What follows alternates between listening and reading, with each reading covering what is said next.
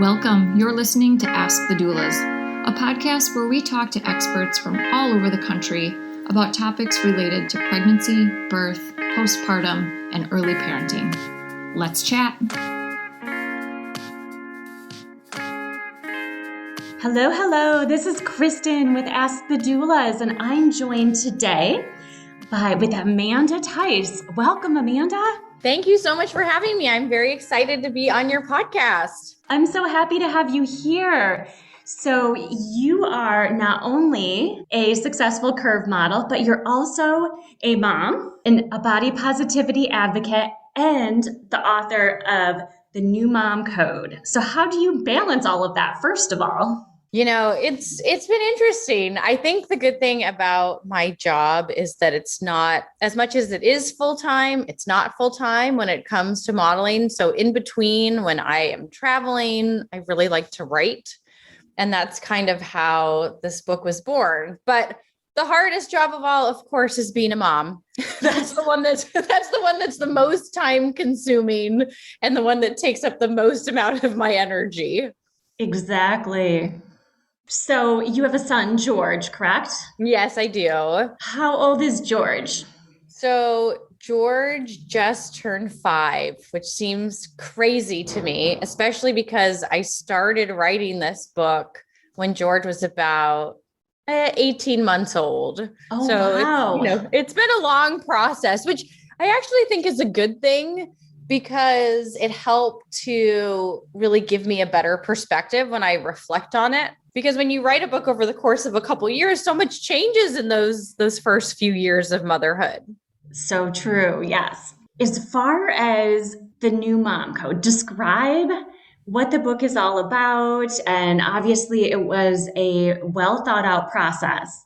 So you really put some time into it. So I would love to learn more about it. Sure. So the New Mom Code is really all about dispelling the myths around motherhood, normalizing what I would consider quote unquote taboo topics related to motherhood, and helping women tap into their own inner wisdom and thrive, which is really hard because a lot of the books on the market I found at the time when I was pregnant and also that first newborn stage were focused on parenting and not so much about what the mother was experiencing. And so because of that, I went through all these stages of, why didn't anyone tell me this? Right. So because of that, I felt, pretty alone in my experience, even though I had, a relatively good support group because I'd met some great women through my prenatal yoga class.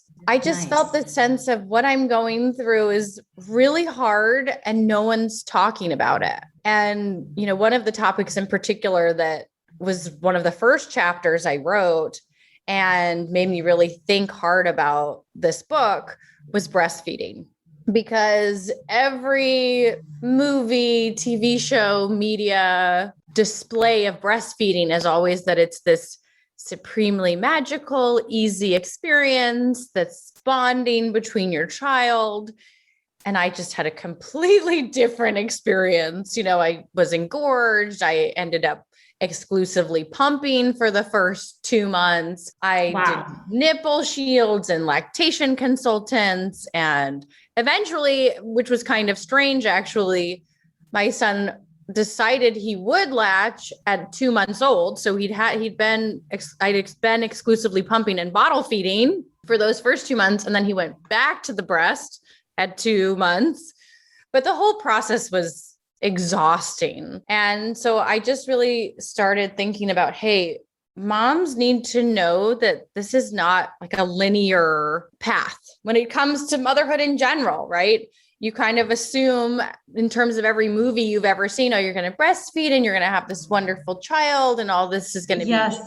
It'll be magical, right? And it's not the case. Right. And we don't talk about, the reality as much. I mean, I feel like Hollywood's depiction of the birth experience is dramatized in a negative way, but motherhood tends to be put in such a positive light. And like you said, breastfeeding, which I struggled with breastfeeding both of my kids and I had to see lactation consultants for reasons. I mean, I had a daughter in the NICU that didn't want to breastfeed, and then a son with a tongue tie. And so, yeah, it is not as easy as you would think it would be.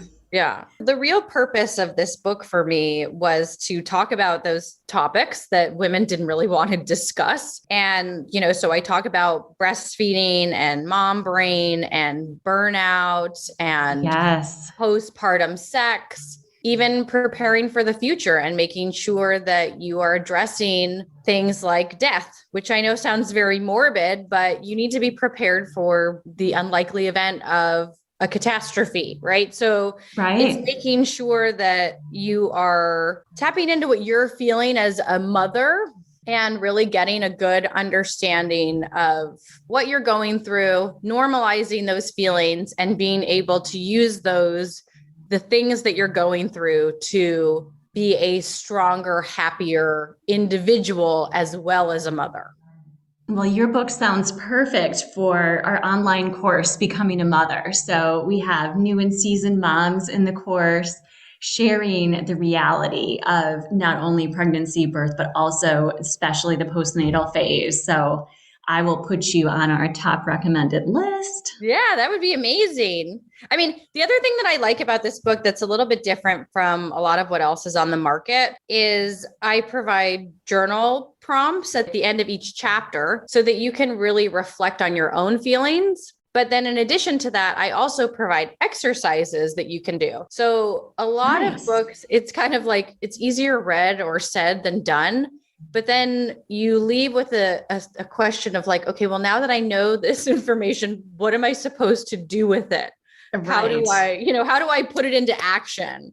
So I really wanted to make sure that I added this element of having exercises that you could do that would help you change your mindset, behavior, or perspective on each particular topic. Love it. You are obviously getting into taking care of yourself and accepting your body after giving birth. So I know that you modeled in a swimsuit line after you had your son. So Heidi Klum's line? Yeah. So I did a segment on Access Hollywood about 16 weeks postpartum in a bikini. Wow. And that was very strange for me.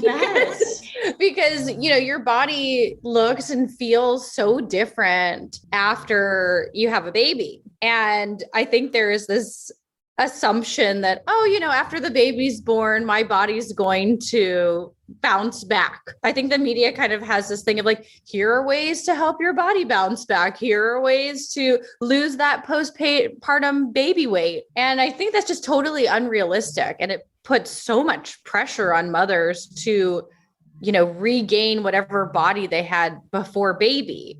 Agreed. But the reality is, your body just performed the miracle of life, right? Yes. You just gave birth to a child. You cannot possibly expect that the body you have after a baby is going to be anything like the body you had before the baby. The funny thing about the Heidi Klum bikini story was when I went to the casting for it, I remember putting on the bikini and coming out in front of the casting director and thinking, there is no way they are going to book me for this. Because in my mind, my body looks so different from what it had looked like before that I wasn't there wasn't a connection. My mind body connection was just not there yet. So when I booked the job, I was a little anxious and panicked and concerned as well, because I was definitely still in the thick of breastfeeding. So I was like, well, I'm going to be modeling a bikini, but yet the size and shape of my breasts are going to be fluctuating while this is all happening. Right. So, it was an interesting job to accept, but in the long run, I'm really glad that I did it, because I think that so many women need to see real bodies, right? So at the end of the day, it's like, as much as I have felt a little self-conscious and I hadn't really gotten on board with what my new body looked like yet, I hadn't had that adjustment period. I felt this need to be like, okay, well, this is what it is. It's like, let's be real. Instead of trying to be something we're not, let's be who we are. So, yes. And the thing is, in the moment too, I feel like it's so important to embrace whatever your body looks like. That's the thing that always drives me crazy when it comes to women is we tend to look back at old pictures of ourselves and say, oh, I was so skinny and I don't look like that anymore. And then, in that moment, I'm sure that woman or whoever it is looking at their body and saying, oh, I could still be skinnier. I could still be curvier, or I could have worn something more flattering. We're always kind of picking ourselves apart because that's what society tells us that we're supposed to do. Yes. And I find it very frustrating that we have gotten into this narrative on a, larger scale that we're just not good enough. And all bodies and shapes and sizes are different. So we should stop trying to fit into this box, Exactly. So you were one of the first curve models. And so it seems the body positivity movement didn't come, later on, as many women after delivering and accepting the changes in their body, you were one of the earliest advocates. Right. For sure. I mean, I would say there were a handful of women that came before me that are what I would consider plus size supermodels. Yeah. There was Ashley Graham has now exploded in her career, and she was modeling probably 5 or 10 years before me.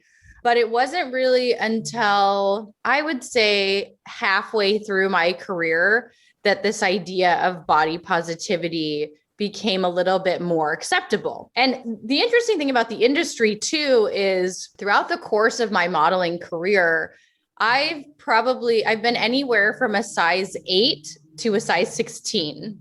Yeah. And, there are constantly shifts in the industry in terms of, oh, well, we want curvy to be a 12.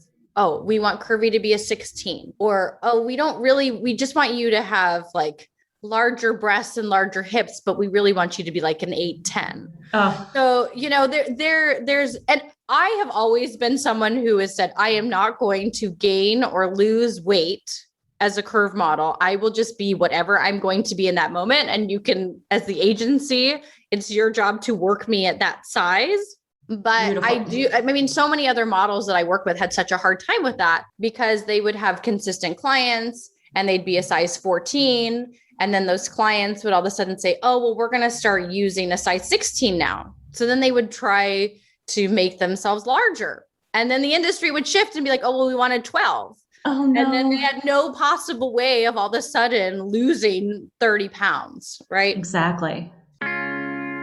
Hey, Alyssa here. I'm just popping in to tell you about our course called Becoming. Becoming a Mother is your guide to a confident pregnancy and birth, all in a convenient 6-week online program. From birth plans to sleep training and everything in between, you'll gain the confidence and skills you need for a smooth transition to motherhood. You'll get live coaching calls with Kristin and myself, a bunch of expert videos, including chiropractic care, pelvic floor physical therapy, mental health experts, breastfeeding, and much more. You'll also get a private Facebook community with other mothers going through this at the same time as you to offer support and encouragement when you need it most. And then, of course, you'll also have direct email access to me and Kristin, in addition to the live coaching calls. If you'd like to learn more about the course, you can email us at info@goldcoastdoulas.com or check it out at thebecomingcourse.com. We'd love to see you there.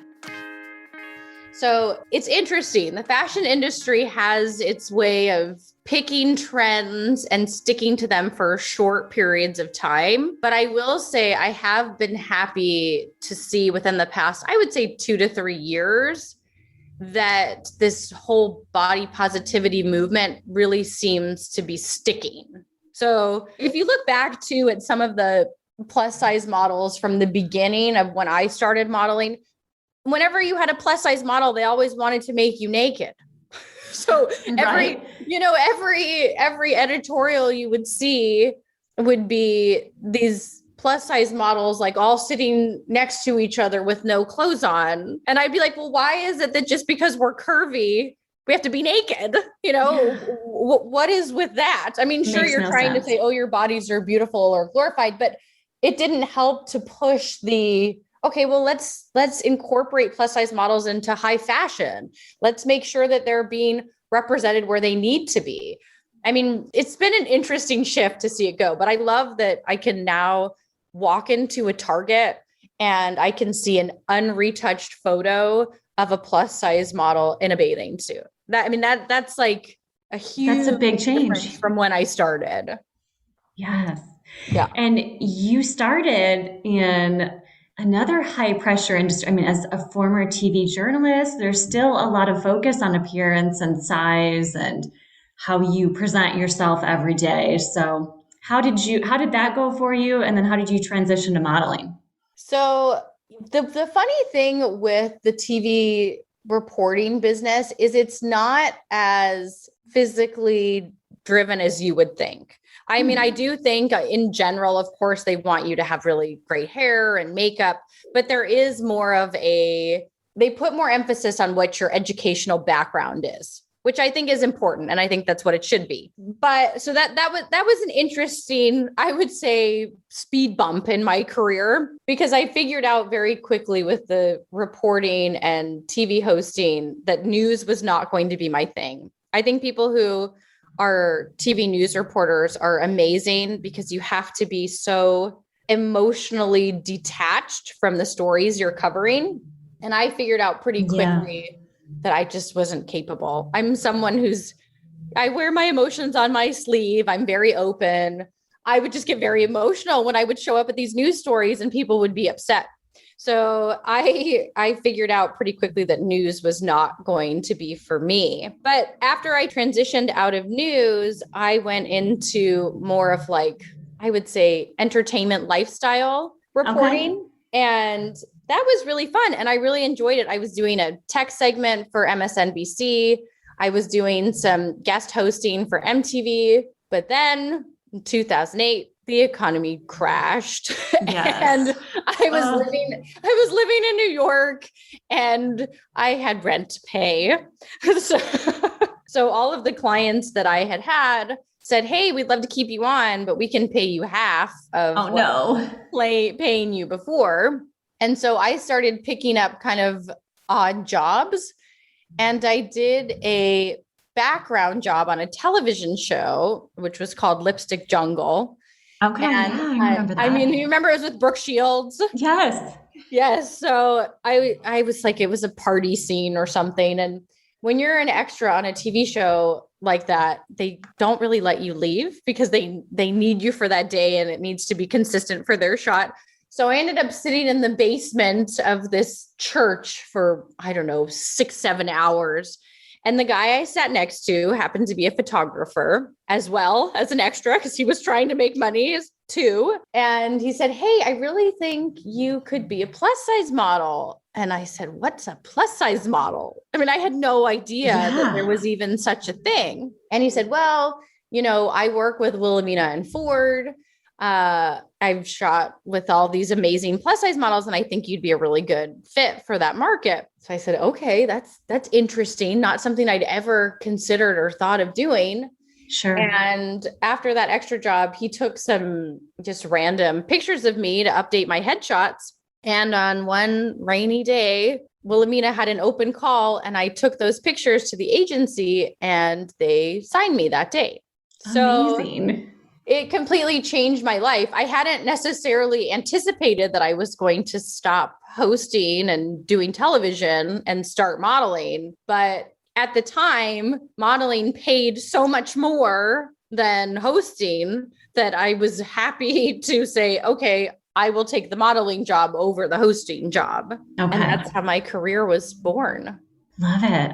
That is so inspiring. So it just shows that you need to take risks in life. And yeah, for sure. And it's funny because I feel like people underestimate how much can fundamentally change in your life in a short period of time. I mean, my life really changed overnight just by me being proactive. No one was saying, oh, saw me on the street and handed me a card and said, you should be a model.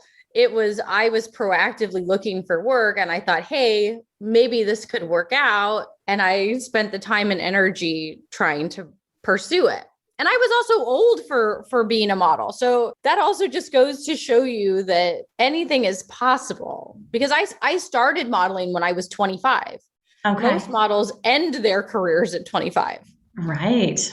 So, and I'm still doing it now and I'm 38. So do you get into the work-life balance and important decisions that women need to make in the new mom code? I do and I don't.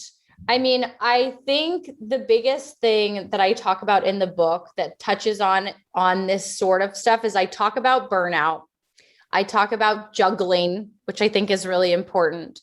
But I also talk about how you really need to chase your dreams as an individual, because just because you become a mother doesn't mean that you have to give up the dreams that you have.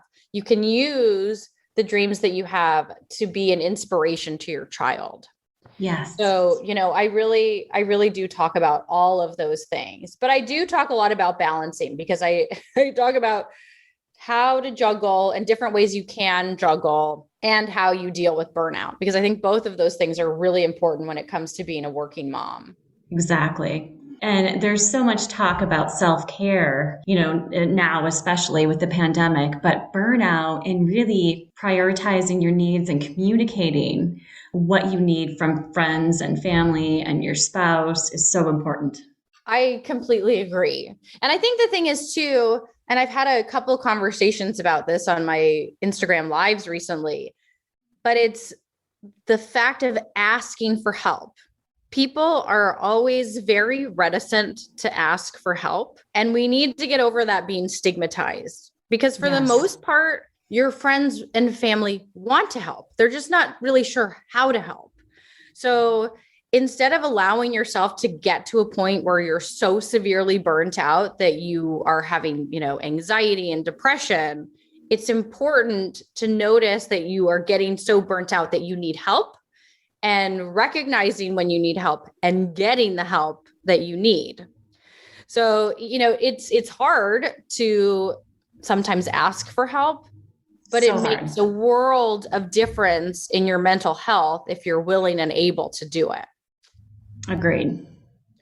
And I have to say, so another friend of mine who is a prenatal yoga teacher, and she just recently became a doula as well. And she's amazing. In Santa Monica, California.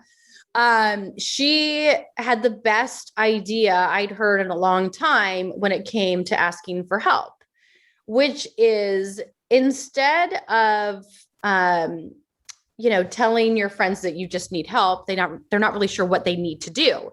So what she has done is she's created a list of things. She sits down with her clients and says, okay, what things do you need to do throughout the day? So does that mean you need to take the dog out? Does that mean you need someone to take the trash out? Does that mean you need someone to wipe down the kitchen counters? What are those unload the dishwasher, daily activities, right? And you take them and you write down all the things that you need to do, and then you post them on your refrigerator.